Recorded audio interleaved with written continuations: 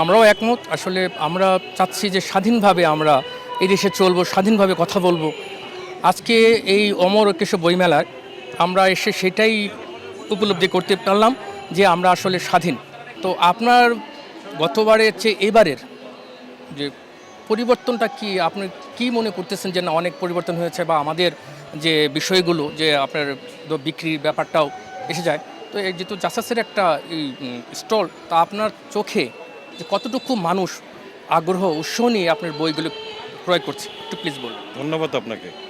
ধন্যবাদ বাংলাদেশ জাতীয়তাবাদী সামাজিক সাংস্কৃতিক তথা জাসাসের পক্ষ থেকে। বিগত 15-16 বছর আমরা সামাজিক সংস্থা জাসাস বইমেলা প্রবেশ করতে পারিনি স্বৈরাচার খুনি সরকারের পতনের কারণে। আমরা জনগণের কাছে, ছোট শিশু বাচ্চাদের কাছে আমাদের দলের প্রতিষ্ঠাতা বহুদলীয় গণতন্ত্র স্রষ্টা শহীদ রাষ্ট্রপতি জিয়া রহমানকে তুলে ধরতে পারিনি।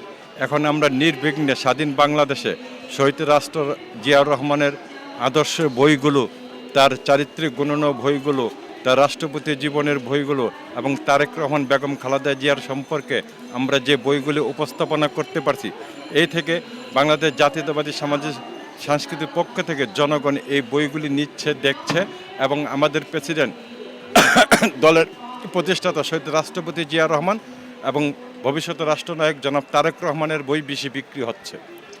সবাইকে ধন্যবাদ। ধন্যবাদ।